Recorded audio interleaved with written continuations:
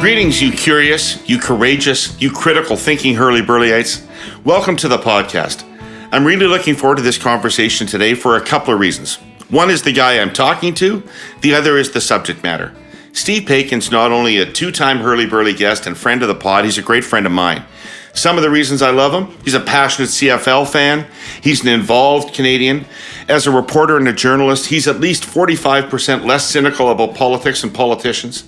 Steve gives those who enter our political arena the time to talk and express their ideas, and he listens closely and takes their words seriously. To be honest, he's a role model. You know Steve from the TVO's flagship current affairs program, The Agenda. He's also a filmmaker and author. His latest book has just launched, in fact, 2 days before the recording of this pod. It's about one of my heroes, John Turner, an intimate biography of Canada's 17th Prime Minister. Steve, welcome back to the Herle Burly. So glad we're talking about this book and this man. Before we start, though, we got a couple things we need to clear up. Uh-oh. First of all, what an outrageous shirt you're wearing. Well, we had a decision to make today, David, and I assumed, given the performance of the Saskatchewan Roughriders this year, you were not going to show up with a Roughriders jersey, so I didn't put my Ticats jersey on. And the Habs are doing pretty well, so I assumed you'd come with the Habs jersey, and therefore I had to represent the blue and white, which is what I'm doing. Very well. Solid thinking. Where else do you wear that jacket to? Well, games, of course. Right. Weddings? What did you say? Weddings? No, or not weddings. Not weddings, not funerals, not bar mitzvahs, not christenings. No, pretty much the game, and then any other occasion where a little outrage is necessary. Right. How are you feeling about your Ticats this weekend? Oh, not good. Not good. No, this should be easy work for the other team, I'm afraid. I mean, they're 8-10. Didn't have a great year. Right. I hate them. I'm cheering for the Alouettes. Why does this not surprise me? When I was a child, you're very young and impressionable. The Hamilton Tiger Cats beat the Saskatchewan Roughriders in 2 Grey Cups, one by 27-1, and one on the last play of the game. I wasn't happy in either case. Yeah. I think it was the first one in 67, the second one in 72, and you can't. You're not old enough to remember the 67 game, are you? Vaguely. Yeah. Vaguely. But I'm old enough to know the aftermath of it. So yeah. You got even in the best Grey Cup game ever, right? The one at the Sky Dome in 89. 1989, Kent Austin. What was it, 43-40 or something? That was just a phenomenal game. Yeah. I was thrilled to be there. So this is True Canadiana, which is an appropriate introduction for John Turner. And I guess I have to start because John Turner entered politics 60 years ago, ran to be Prime Minister 40 years ago. Why did you write a book about him in 2022? It's a bit of a strange story, David, because authors aren't really supposed to say this, but I didn't really want to write a book about him or anybody else for that matter. I had just a few years ago written 550 pages on former Ontario Premier Bill Davis, and that book was sort of 20 years in the making, in as much as it took me a heck of a long time to get him to agree to cooperate on being interviewed for a book and giving me access to his archives and so on. And that took a long time. And frankly, it took a lot out of me. I mean, I got a regular normal job, which you talked about in the intro.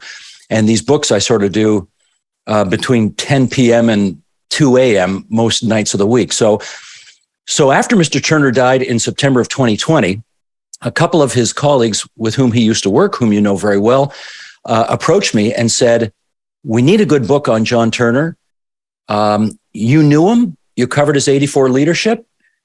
Your birthdays were 2 days apart. You used to go out for lunch together. You went to a lot of his birthday parties. You guys were, I wouldn't say friends, but you certainly knew each other well. One of his sons lived across the road and up the street from me. You could make a contribution to a book on John Turner, the guy." To which I said what I just told you. I said, "Look, I just finished a book and I'm just out of gas and I don't want to do it." And they said, "Well, consider this. The family's never cooperated on a book before about him, and we're betting they will with you. No one's allowed access to his private papers in the archives for another 30 years, but I'm betting we can get access for you. And we think you can bring something new to this. And you'll have, obviously, editorial independence to do what you want." And the more I thought about it, the more I thought, well, maybe I can make some kind of modest contribution to people remembering and understanding a guy who, as you know him better than I did, as we think about it, had one of the singularly most unique careers of any politician ever in Canadian history. So I did it. Well, okay. And you did it. What did you learn about him that you didn't previously know? In a big picture, fundamental way, not details, but... Yeah, in a big picture way, I was 24 years old when I covered his 1984 leadership campaign. So I was pretty young, and the John Turner I knew when I was 24 years old was this larger-than-life figure who was absolutely, physically a beautiful specimen, right? He was just movie star good looks, who had been a very successful justice minister and finance minister, who had gone into the private sector and was the most desirable corporate director in English Canada during the 10 years he spent in the private sector, a real rainmaker at the law firm he was at. And I bought the whole legend that here was this guy on a horse who was going to ride in from the, against this backdrop of the Liberal Party falling apart and save the day. And when he came back, that's not what we saw. And I think the extent to which I learned about his own insecurities on the job, the extent to which I found out more about his background, which was never known before and which is in this book. Obviously the family scene, which has not been reported on before. A lot of that I learned. A lot of the stuff that I saw firsthand at the convention, as prime minister, as opposition leader, fighting free trade, backing Meech Lake to his own personal ruination because his party wouldn't go with him on that. I knew much of that already, but some of the other personal stuff is very new to me. When he came back in the 80s, people always used the term rusty. He'd been away from politics for 9 years, and he wasn't, you had a great expression in the book somewhere, tournament tough. He wasn't tournament tough. And people talk about that. Was it that he just, had lost a few skills or something? Or was he, as Brian Wilson would say, just not made for those times? Oh, it was both and more. I think the reality is when he came up in the 1960s, and let's just situate this for people who are younger and don't know this time, John F. Kennedy becomes American president in 1961. John Turner gets elected for the first time in 1962. They are both sort of the choice of the new young 60s generation. They are bringing young people to politics as never before. And they ride in on this wave, and they are right for their times. And then Mr. Turner goes away. He goes to the private sector. His political, as you put it, tournament tough skills disappear on him. And worse than that, he kind of, by spending so much time on Bay Street and being surrounded by business, he kind of loses his political antennae, both for politics and for the Liberal Party and what it stood for. The Liberal Party became a very different party under Pierre Trudeau's leadership.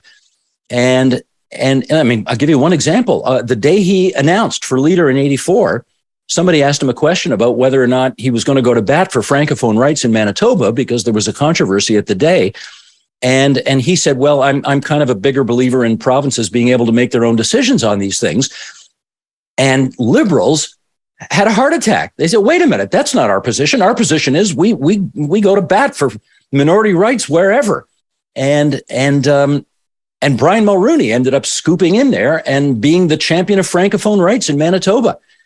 And it was sort of at that moment that Liberals started to ask themselves, hang on a second, this guy he's rusty.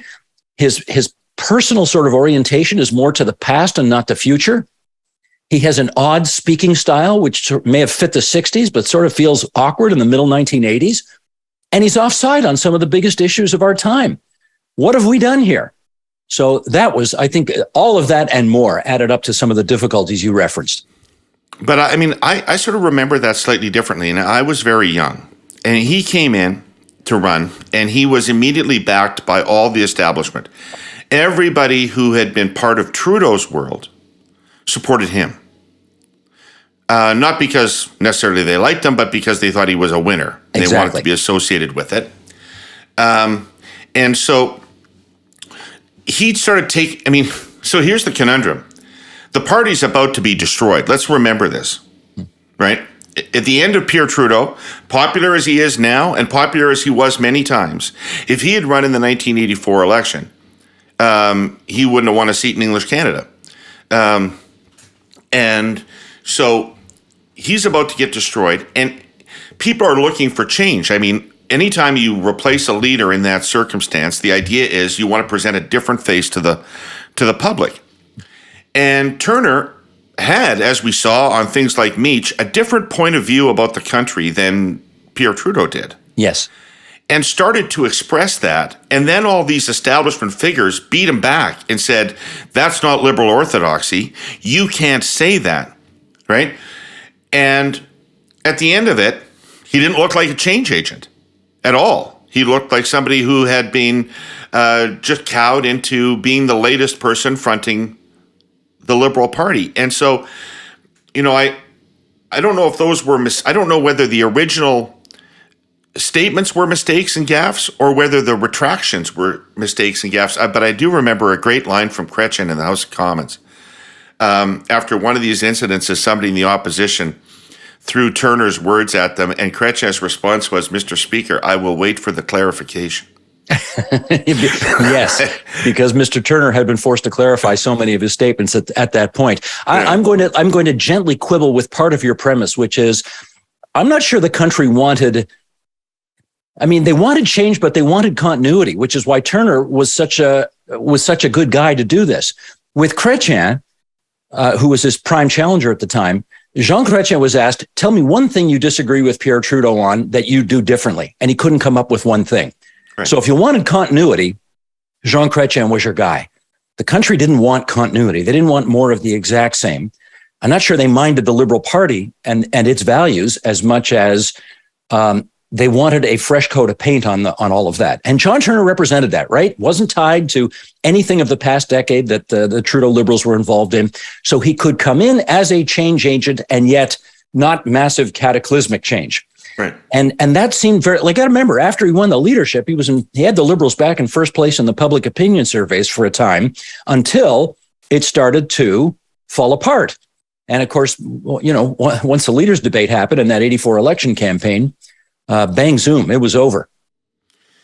Yeah, although it was well on its way by that point. You know, I think one of the things I thought was interesting in your book, because over the years, I've talked to so many different people about these things. You said he did well in the French language debate, which was, I think, a night or two nights before the English language debate. Right. In 1984. But conservatives tell me that Anglophones thought he did well in the French debate. But Quebec started to move that night because Quebecers watched the debate and they saw a Quebecer and an Anglo. I think that makes perfect sense. And we got to remember, John Turner in the 1950s went to university in France. So when he came back and ran for parliament, his French was excellent at the time. And of course, being in and around Ottawa at the time, you know, he would have had an opportunity to keep working on his French. When he went to the private sector for that decade from 75 to 84, not speaking much French. Correct. And lost much of his ability to, and remember, when he first came up again, he ran in Montreal. He was a Quebec MP. And by the time he came back, you know, his connection to Quebec was much less. He also had the misfortune, let's be honest about this, David, he had the misfortune of going up against one of the singularly greatest campaigners in Canadian history in Brian Mulroney. And the mixture of his rustiness, his being offside with the Liberal Party as it then was constituted, and Brian Mulroney's just being such a good campaigner and a child of Quebec. I mean, all of that contributed to, gosh, what was it, 58 or something seats in the province of Quebec for the Progressive Conservatives in that election. Yeah. But, you know, in retrospect, Steve, what's big and what's small? Because I've become such a big believer in patterns because I've been victimized by them, I guess, in politics. But the Liberal Party in 1984 had been in office since 1963. Non-stop, except for 9 months of Joe Clark. Except for 9 months, which nobody remembered. So it had been in office for extraordinary length of time. Yeah. And the economy was going through a brutal recession, right? What kind of political hero, Superman, wins that election, really? Well, and here's where I think you have to give Mr. Turner his due, and that is he well understood what the odds were. And, I talked to his daughter about it, and his daughter quotes him as having said, I don't think we're necessarily going to have a shot to win in 1984. But I think, if I could hang in there and rebuild the party, which was an empty shell, right? By the time Prime Minister Trudeau had left office, there wasn't much of an infrastructure left of the Liberal Party. He wasn't that interested in it, frankly. And so by the time 1984 comes along, John Turner is taking over. I mean, if we're talking mining, it was a penny stock at that point. But he answered the call of duty. He really felt he had a duty to the Liberal Party and the country to offer himself forward. Your party tends to take turns between Anglophones and Francophones. Having just had a Francophone prime minister, he understood the party would be looking for an Anglophone to be the next leader, which also hurt Jean Chrétien's chances as well. People kept telling him, you may know the issues better. You may be more of a liberal than he is, but it's an Anglo's turn. And he put himself forward. Now, I think you have to admire that. He understood that the task was just, the odds on him being able to be successful were very, very tall for all of the reasons you just mentioned and more. And yet he put his name forward. He gave it a try. He thought he'd get a shot in 1988 to make good on what he really wanted to do. And it didn't happen then either. We have some robust climate action goals in this country. That's as it should be. But as we talked about last week, just like our G7 cousins, digital policy currently isn't featured in our climate policy thinking. There are no call-outs about expanded digital connectivity or continuing digital innovation in how we meet our GHG reduction targets. That just seems incomprehensible to me, Herle Burlyites, because digital tools are critical in the fight against climate change. To wit, a recent independent report from Farpoint says that by focusing on expanding digital access and adoption with the right policies, we can reduce GHG emissions by up to 20%, 40 to 60% of our Paris targets.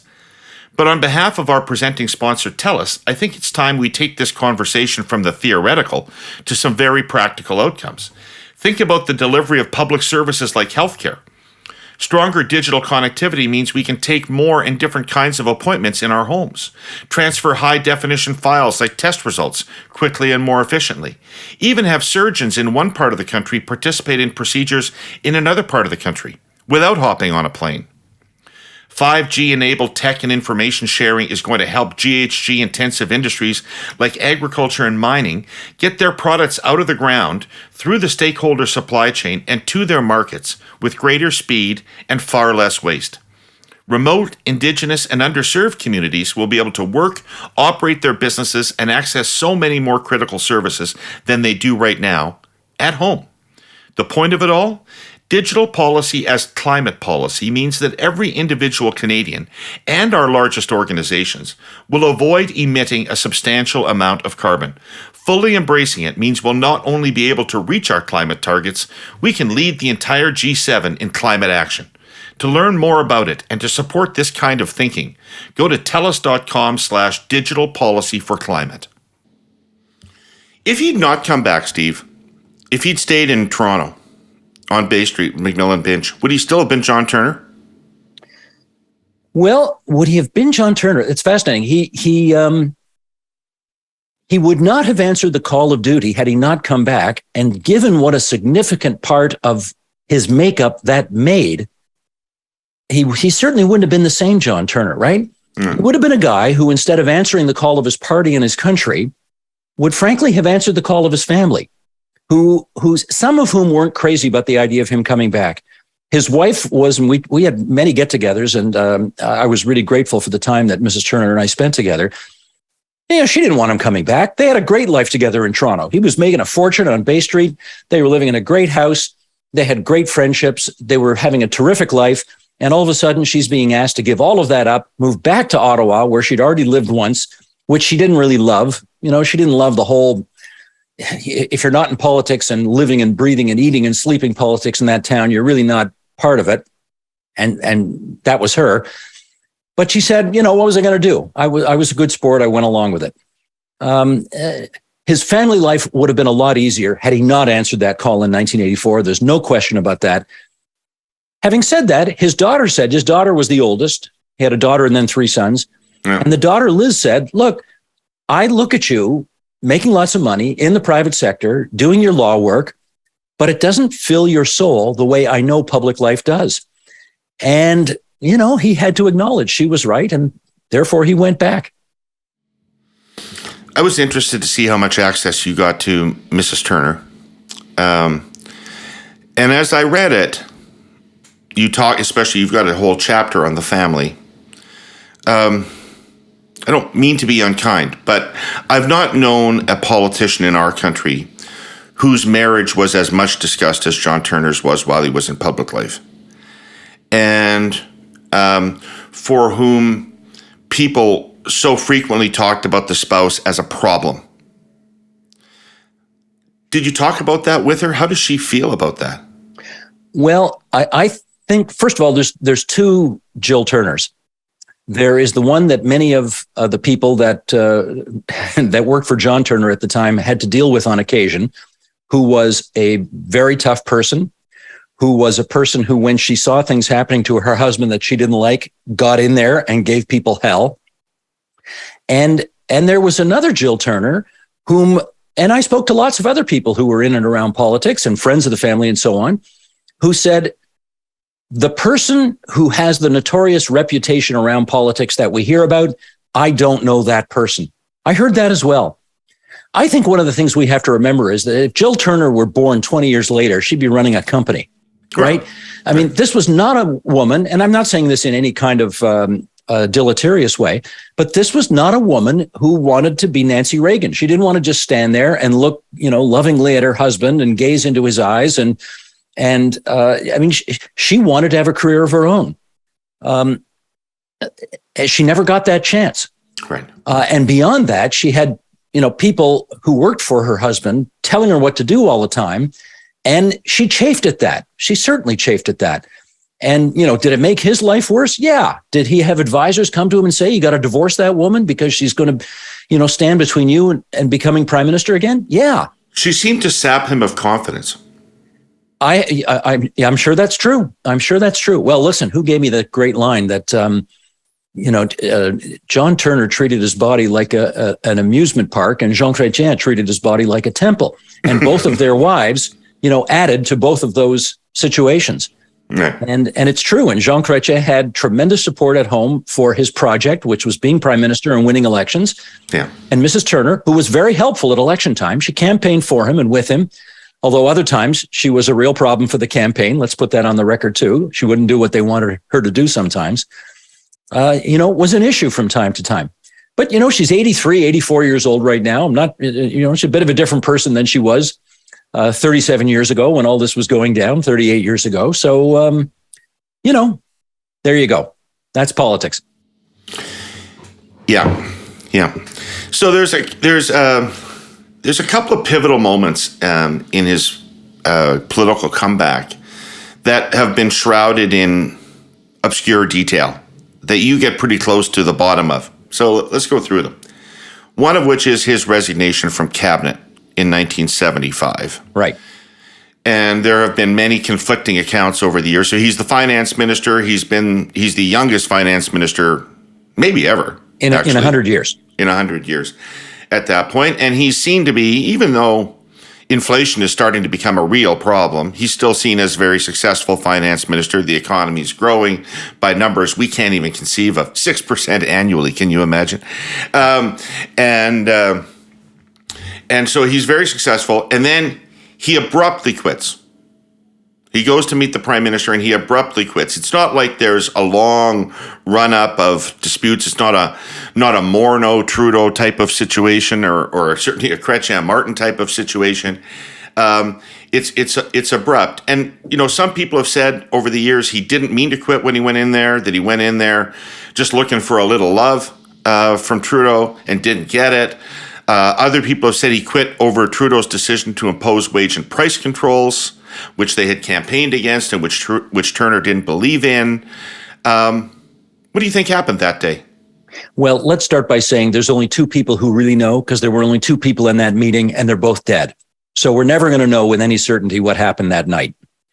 Did he want more love from the prime minister? He sure did. He didn't have the close personal relationship that he wished he had, that he needed for his own personal. We talked about some of his insecurities that he felt he needed from the prime minister. It wasn't that the prime minister didn't back him, technically speaking, on the job.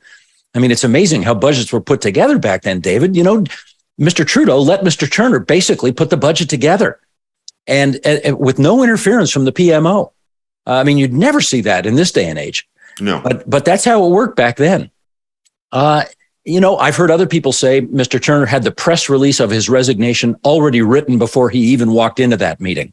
So he knew how it was going to turn out. And when Mr.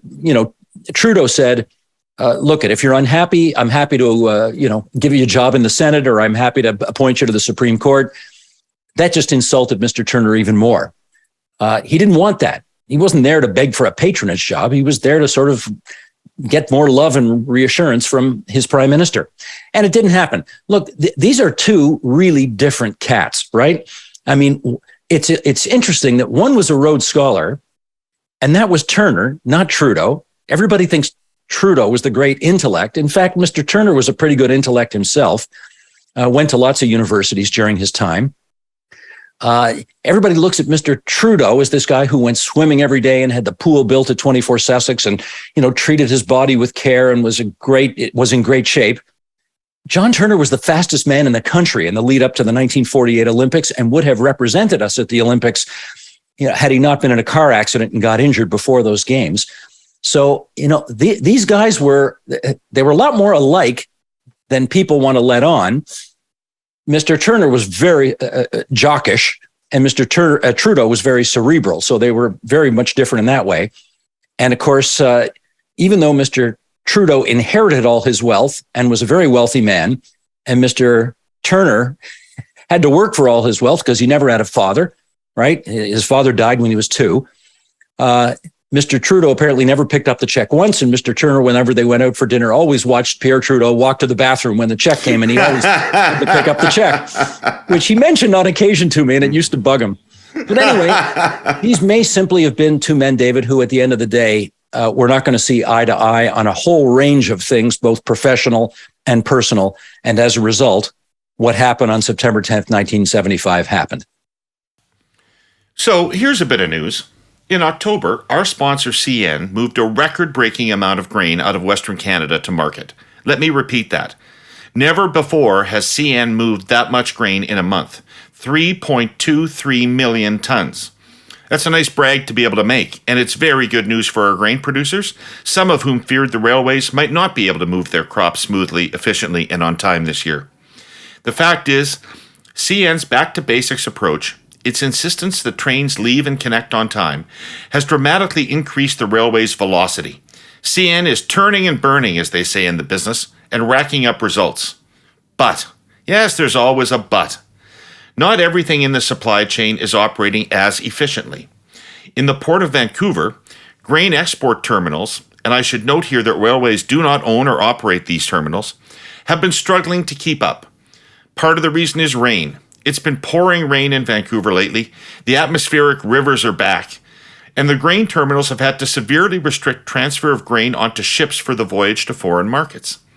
To put it simply, grain can't get wet. You can imagine what would happen to wet grain sitting in a cargo hold for 30 days at sea. It would arrive as porridge. But for a whole lot of reasons, no one has yet figured out how to efficiently load grain onto boats in the rain. And when terminals can't load ships, everything backs up. At one point last month, CN had 18 trains loaded with grain headed toward Vancouver and had to hit their pause buttons because of issues in Vancouver. As I said last week, we absolutely need more terminal and container capacity, especially in our West Coast ports, and find a solution to grain in the rain, because it's called a supply chain for a reason. The links all have to work. Cargo has to move. It was a pretty eventful thing for the party, and it saved Bill Davis. Do you think it did? Oh, no question. Let's remember, 8 days after the resignation of the most famous and popular liberal in the whole country, John Turner, The Ontario election was to take place, and the Conservatives under Bill Davis were only a one-term government at that point. He wasn't the legend he became. He was a one-term, 41-year-old young premier who looked out of his depth and looked like he was well on his way to losing to Robert Nixon. And when Mr. Turner resigned, the wind came out of the Liberal sails all over the province of Ontario. And Mr. Davis made up, I think, a 10-point deficit in the polls in the last week and a half. Part of it was the resignation. Part of it was a good leaders debate. Part of it was introducing rent review and taking that issue off the table. But it really hurt Liberal fortunes. And so many Liberals I've talked to say it cost them winning the 1975 election, which Mr. Davis hung on for. And then again 2 years later, and then a majority back in 81. And the rest, as they say, is legend and history. Although the Liberals finished third. Well, they finished third in the seat count, but they finished second in the total vote count, and they were only a couple of points behind the Davis Tories. So they didn't have a bad election. They had some screwy things happen at the 11th hour, and that was one of them. Right. Okay. So the other big sort of pivotal moment in Turner's career is the patronage appointments upon the transition of him from Trudeau. Right. So Turner wins the leadership, and literally everybody who's been associated with Trudeau over the years runs to him and says, my political life is over now that you're gone and John Turner's taking over. He's going to bring in a whole new crowd of people, and you need to take care of me. And it's unbelievably gross. Was it 26 or 29? Yeah, 26, I think. 26 patronage appointments. The Senate, international agencies, UN bodies. Courts. And so Trudeau's going to make all these appointments, and Turner decides that he will make them instead. Right. A seemingly inexplicable decision. Not seemingly. Totally. Totally inexplicable decision, with this one exception. He always maintained that the clerk of the Privy Council told him that the patronage appointments would reduce the Liberals down to a minority in the House of Commons from the majority position that they had. Yes. And that since he had not won a general election and was not in command of a majority in the House of Commons, that the Governor General might not call on him to form a government. Right. Right? And that always seemed to me, even when I was in my 20s, as really bizarre advice. But nonetheless, that was his story about why he made those appointments. And I can't think of any other reason why he would have made those appointments instead of Trudeau. I have to tell you, the whole incident was very top of mind for me when Paul took over and the sponsorship scandal was in place. And it really influenced my thinking about do not carry this bag of shit, right? Yep. Do not accept this gift from your predecessor. And why do you not accept the Gordon Oswald Destin story, or what do you think went down there? He was the clerk of the Privy Council who allegedly gave that advice. I mean, this is, again, another one of the things that's so hard to get your head around, because you're quite right. If that were the advice given by the top civil servant in the country, that if you make these patronage appointments, you will not have a majority in the House, and therefore the Governor General might not recognize your legitimacy, you might be thrown into an election, that is passing strange advice. That's just unimaginable advice. And Mr. Oswald Destin, for the record, denies he gave that advice, but there are others who receive that advice and insist that's what Mr. Turner heard.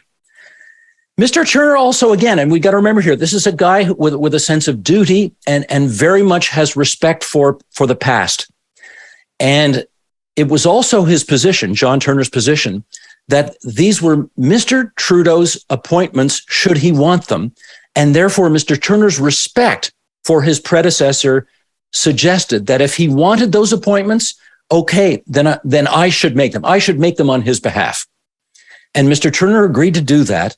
And just again, as another example of how little these two men trusted each other, because remember, the first time they met, they didn't meet at all after John Turner resigned from the cabinet in 75. They went that whole 9 years without ever meeting. First time they saw each other and spoke was at the 84 convention, 9 years later. So there is no history of trust here. In fact, there's a history of broken trust. Well, and Trudeau withheld his endorsement at the 84 convention. He did, right. At the end, when they went out on stage at the end there, where you expect the predecessors to lift up the arm of the new guy and say, here we are all together, never happened. And it was noticeable by its absence. So there's no trust here. And what does Trudeau do in this circumstance? He says he wants it in writing. He said, Mr. Turner's prepared to make these appalling patronage appointments for him. And Mr. Trudeau doesn't say thank you. He says, thank you, now give it to me in writing, which Mr. Turner does, and then goes back to his office. His respect for his predecessor and his respect for process and history is such that he's prepared to make these appointments, but he goes back to his office and tells one of his advisors, you better sit down. You won't believe what I just agreed to do. It's going to make you barf. So he knew it from that moment on that it was not a great idea. But again, it's one of those things he thought he had to do and thought he could get through it. We'll be back after a word from our sponsor, Google. What's the latest news? Beluga whales migrate to the Hudson by the Thousands of Ukraine refugees have come to Canada. Housing prices slow down for the first time to turn those clocks back to a new normal as people roll up sleeves for the bivalent vaccines for monkeypox available in some provinces looking to expand use of electric vehicle identified in a hidden runoff from heavy rain is affecting travel is opening up again across the country. Google, connecting you to all that's news. I asked at the beginning why you wrote the book and why is John Turner important? And I would have to say, you mentioned his insecurities, and he seemed like a jittery, nervous person a lot of the time in public life. And he didn't act in his leadership capacity like a person that was ever felt solidly the leader of something. But he was very secure about the big things of life. Like, he was exceptionally grounded in his faith. He was exceptionally grounded in his view of Canada. He was incredibly secure about his belief in Parliament and democracy. These are the big things. And when I think about what endures me about him with me, it's that I haven't found other people who believe in the sort of the fundamentals the way he believed in the fundamentals, and especially his view of Canada. Extraordinary knowledge of the country, extraordinary feel for the different regions of the country, maybe dated by the 80s, but nonetheless, he seemed insecure, but I think on the things that really matter, he wasn't. And I don't know. I don't know why that side of him didn't come out more, other than maybe in the free trade debate. Yeah, I totally sign on to everything you just said, and I think that's one of the reasons why all these years later, so many people still speak of him with such reverence, is because, well, let's remember, he's one of, I think, only 3 prime ministers in Canadian history to have represented 3 different provinces in Parliament. So when you talk about his sense of the country being better than most people's, yeah, you're darn right it was, because he was a Quebec MP. He was an Ontario MP. He was a British Columbia MP. He understood that this country was a lot more than just the Toronto, Montreal, Ottawa axis. And there's every indication that had he had a longer prime ministership, the West would have felt less alienated because he really believed in the West. He was a Western MP. When he was in the Trudeau cabinet, all the Western premiers hated Pierre Trudeau's guts. And Turner was the emissary from the federal government to those governments, whether it was Wacky Bennett or Ross Thatcher. He was the go-between. He would go out and he'd have dinner with Grace McCarthy and Wacky Bennett, and they'd solve all the problems, right? You are absolutely right about that. And let's add another thing to this. He may be, to this day, one of the very few white, men who has paddled rivers in the North that only Indigenous people have seen. I mean, he used to take his family he was little kids. He had little kids back then. And he was such an outdoors guy. He loved the North. And he'd go up to the far northernmost regions with his wife, with his family, and with a couple of, people who helped him know the way around up there. And they'd paddle. They'd go on these week-long canoe trips that were just, nobody would do this today. But he loved the North. And so he had an appreciation in that aspect of the country as well. And you're right. His position on Meach was offside from the Liberal Party of the day, but it was perfectly consistent with where he had been his whole life. He understood that whether you wanted to call it or whether you didn't want to call it, Quebec was a distinct society within Canada. He got that.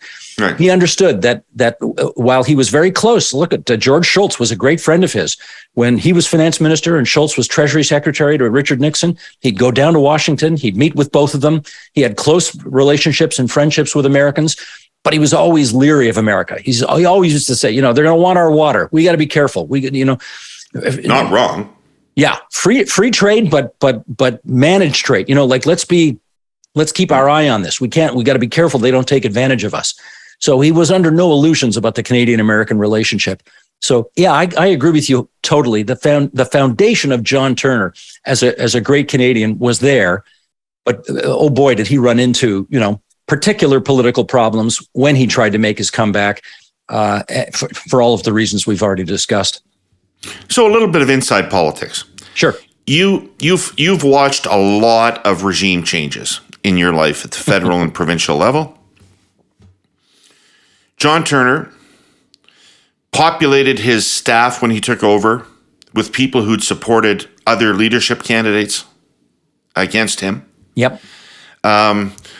Put one of his strongest opponents in charge of the party apparatus in David Collinette. Yep. And refused to punish people who were hurting him. Also true. Also going against him.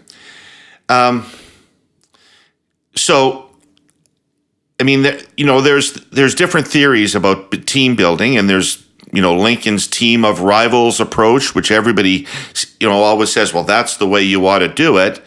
And then there's Brian Mulroney's approach of you dance with the ones that brung you. What do you think how do you think successful leaders deal with opposition within the party when they're putting together their operations?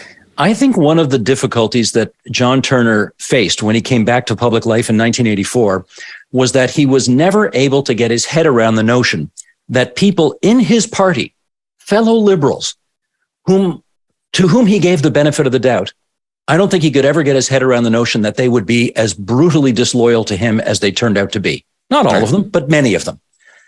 And even when he was told, I'm sure by you, I'm sure by Richard Mahoney, I'm sure by John Webster, I'm sure by others, even when you told him, these guys are destroying you, you've got to do something about it, there was a part of him that just couldn't believe. There was a part of him that just thought, if only I can spend enough time with them, I can bring them around and we can all be one big, happy liberal family.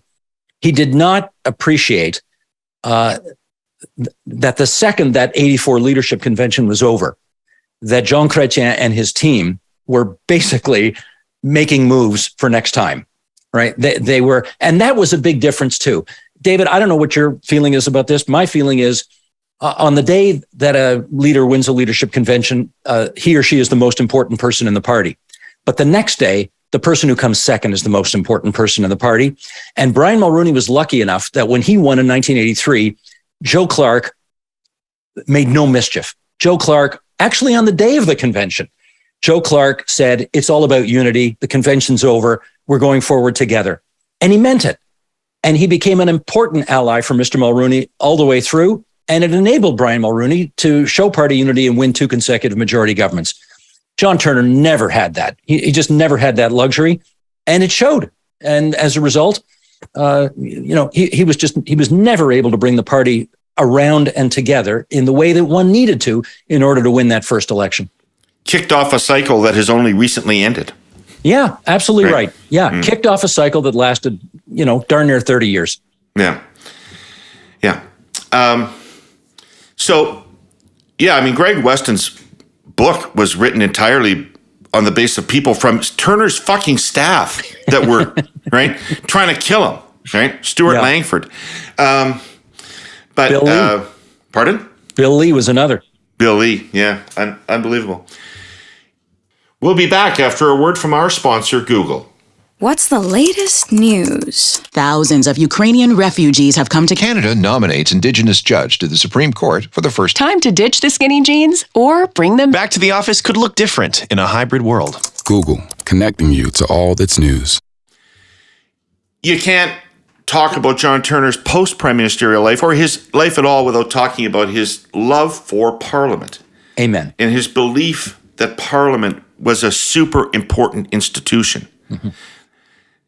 Is that important in this day and age? Is that an important thing to remember, or is that entirely anachronistic? How about both? I don't think these things have to be either or. There's no question that his view of Parliament today is not shared by the vast majority of Canadians. That's undisputably true. It's also true that back in his day, people used to fill the galleries in order to go hear speeches because, we didn't have social media, didn't have 24/7 cable coverage, question period wasn't televised.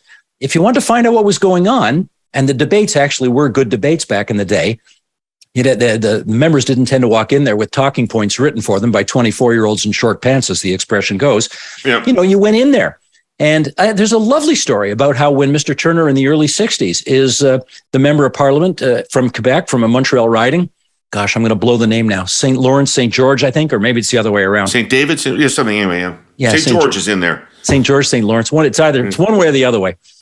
And he gets called down because somebody at the security desk, who's how old would he have been at the time? In his mid-20s, some kid wants access to Parliament to go watch the debates because they're so exciting. And Mr. Turner comes down and he sees this young lawyer whom he knows. And he says, yeah, come on up. I'll get you in and let's go out for a drink afterwards. Who am I talking about? Who was that young lawyer? A conservative. You got it. Keep going. Can't remember. Brian Mulrooney. Mulrooney, right. They were 10 years apart in age, and they were actually great pals. They were both Montreal lawyers at the same time. And they were great pals right up until Mr. Turner made his comeback into public life. But I mean, that just goes to show you, we don't have that today. Would it be better if we had more of that today? Well, let's just acknowledge that he was a House of Commons man. He thought that was the place where the great debates of the nation should take place. He didn't mind the sparkiness of the House of Commons. He loved a good, vigorous, dramatic, theatrical debate. He had no problem with that. He didn't mind it when things got tough. He understood what was theater and that people would go out afterwards and be able to have decent relationships, that he never took it personally. But he thought that was the crucible of our democracy. And I'm not sure how many people still believe that, but not as many as back in his day, that's for sure. But where do the great debates of the country happen now? We're so decentralized now. Do they happen on podcasts like yours? Do they happen on television shows in the late afternoon?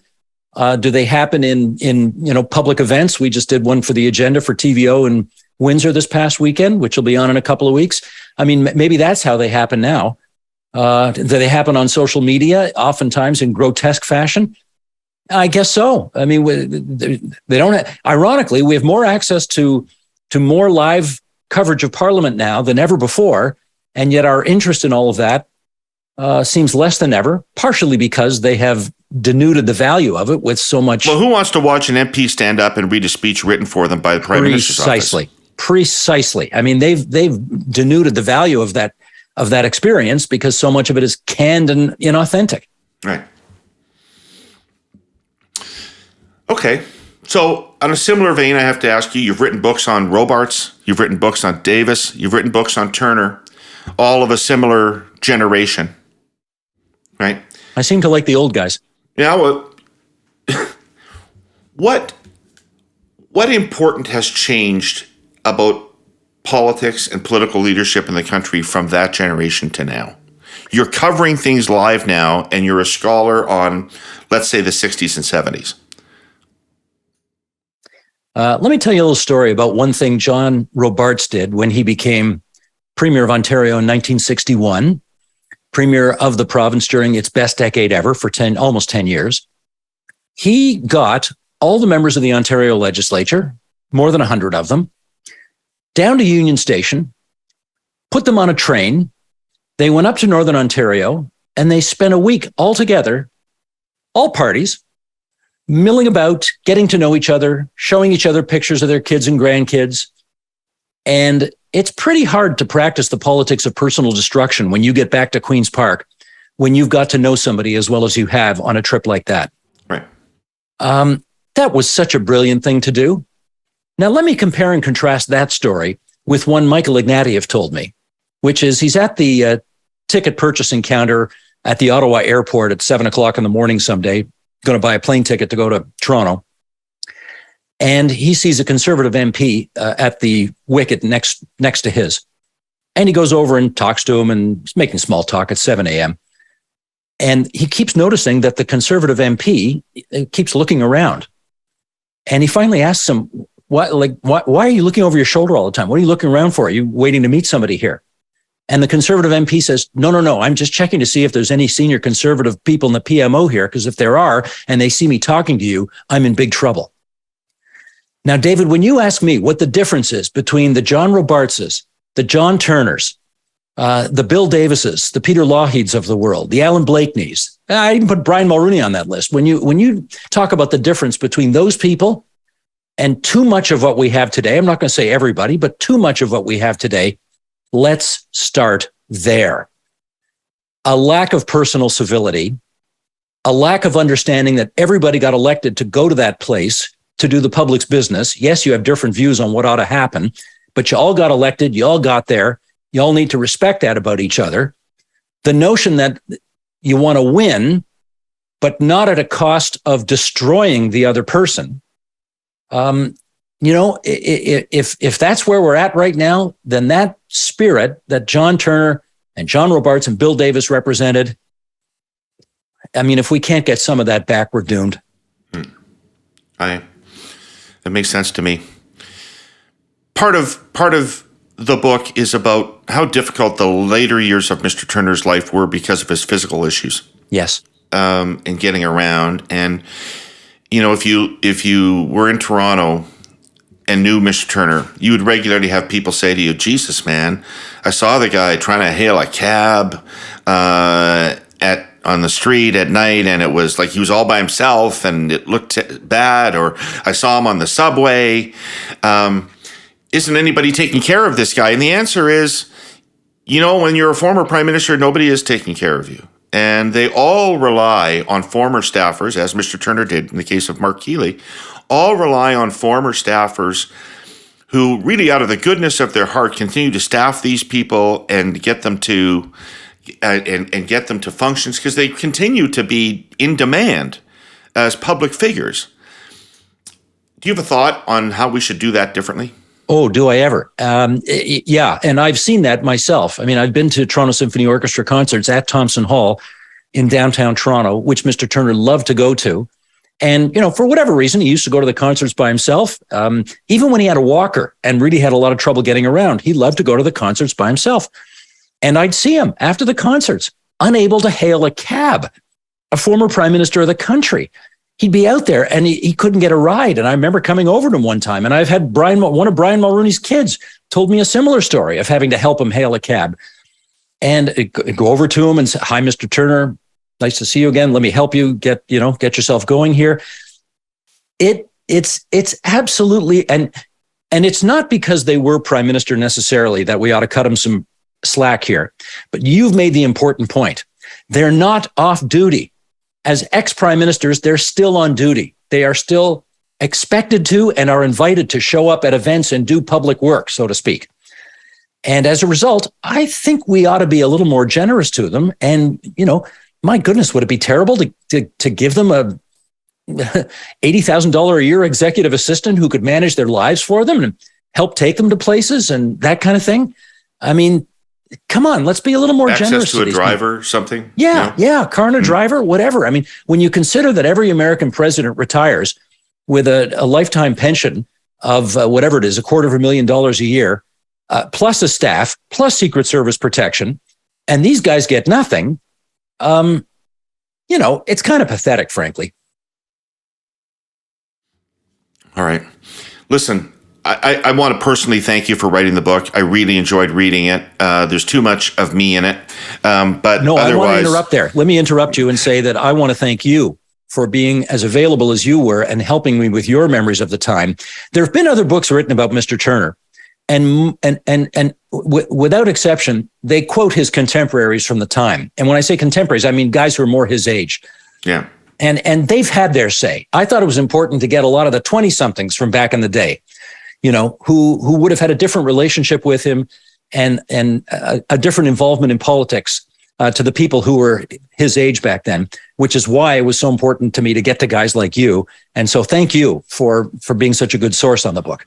He certainly recruited a lot of people and mentored a lot of people that went on to be important in the party for years to come. Abso-friggin-lutely, as he sort of might have said, except maybe a little more profanely. The story about my mom. I love that story. The story about my mom, you didn't get it quite right. And it's important to get it exactly right. Come on, what do you mean? Well, because the flourish is important. So I introduced the two of them. Tell people where it was. Set it up. Like, where did it happen? Okay, so Davy Stewart's retiring from the Senate. And in the spirit that we're just talking about partisans getting along with each other, there's a dinner to honor Davy Stewart. And this is 1990 now. And, Alan Blakeney comes and speaks at the dinner. And Staff Baroudis, who led the fight against Medicare, comes and speaks at the dinner. And Turner's at the dinner. And I take my mom, because she was a big fan of Davy Stewart's. And my mom says she'd like to meet Mr. Turner. She says, I supported Mr. Chrétien for leader, but I really have admired Mr. Turner's grace and dignity through the attacks he's had to endure over his time as leader. So I take her up to meet him, and it's, it's after dinner. So some of the telltale signs are there. The tie is askew. The hair is a little messy. He's had a few pops. I introduced the two of them, and Turner holds my mother's hand while she talks to him about how much she's admired his grace and dignity. And then when she's done, he gives her the full Turner treatment. He grabs her arm strongly, leans in, violates her personal space incredibly, leans right into her eyes, and he says, points at me, and he says, "That kid's a fucking legend." Fucking legend. Right? He repeated it for emphasis. He spit it right in her face. And I just watched the blood drain out of her face as it was happening. It was just hysterical. That's so him, though. That's so him. You got to be very proud of that kid. Kid's a fucking legend. Fucking legend. Anyway, I'm going to wildly diverge topics just for a couple of minutes because I can't have you on this show without asking you about what's going on at Queen's Park right now in terms of the CUPE, the dispute between the government and CUPE, and the use of the notwithstanding clause, the strike that's going on today by CUPE. Are we headed to something big here, or is this going to blow over relatively quickly? David, I can't predict the future. I wouldn't attempt to predict the future. But what I can, I think, say is we're definitely in a new era of politics where first ministers believe that they are entitled to use the notwithstanding clause willy-nilly whenever they, run into something that they don't approve of. Obviously, having done the book on Bill Davis, and he was the guy who basically helped get the notwithstanding clause into the Constitution. So he knows what the intention was. And I talked to Mr. Davis about this numerous times. And the intention of this clause was to not be used willy-nilly, but rather on those exceptional circumstances when, let's say, a court got a decision really screwy. The legislature would have some power to overturn a poor court decision. But the idea of sort of using it in a haphazard way at the drop of a hat, I'm given the job I have, I should not make a comment on whether it's advisable or not, or whether it's a good idea or not. But I can say we're in a new day. And, Quebec has always used the clause kind of whenever it wanted to. over the years. Your home province has done it a little bit, but Ontario never has. From 1982 to 2018, the province of Ontario, all those premiers, not one of them, never mind used it, even thought about using it.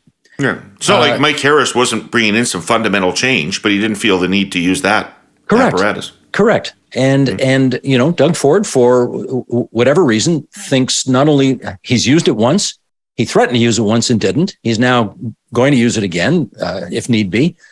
And for whatever reason, he believes that there will be no political price to pay because the public will be far more interested in seeing peace in their schools and these education workers get back on the job as opposed to being fussed about the fact that their civil rights are being violated. So, you know, we'll watch it play out and we'll see how it goes. You know, I should add, you know, let me hasten to add this as well. While Mr. Davis never used the notwithstanding clause and never thought about using the notwithstanding clause, in 1984, Pope John Paul II made a papal visit to the province of Ontario. And part of the plan was to hold a massive outdoor mass in Downsview for 100,000 people. And the timing of it was terrible because the TTC, its employees, their contract was out and they were saying, if we don't get what we want, we're going on strike. And there was no way to get 100,000 people to Downsview without the subways. So, Mr. Davis passed preemptive legislation forbidding a strike and sent the thing to binding arbitration. Now, the big difference in that case was the union accepted that settlement. They didn't have wildcat strikes. They accepted the settlement of being forced back to work, even though they hadn't yet gone out. So the notion of preemptively prohibiting a strike because you think it's important, we've been there before. The notwithstanding clause, that's new. Yeah, I mean, I think people thought it would be politically toxic to use it because to use it is an explicit statement that you do not believe you could convince a court that what you are doing is reasonable or justifiable in a free and democratic society. Correct. Right? And if you do it, pretty wild thing to admit about your legislation. No question. And right. and you do it because you think ultimately at the end of the day, right? There's a 5-year sunset thing on this where you think that 5 years down the road, or when you have to meet the people next in the grand consultation known as elections, you won't be punished for it. Yeah. And, you know, Doug Ford did it once already on that election expenses law that he had passed. And there, you know, he won a bigger majority the second time than the first time. So was there a price paid for using the notwithstanding clause to violate people's rights? No. And I don't think anybody's paying attention to it now. It's process. But, you know, it's just, I mean, it's just an illustration, and I'm not comparing it to what's going on in the United States because you always get in trouble when you compare it to the United States. But these norms just fall away like nothing. I mean, if the norms are not observed, they just disappear. I 100% agree with you. And we have democratic guardrails for a reason. And just because you can do something doesn't mean you should do something. I'm speaking generally here. I'm not speaking specifically.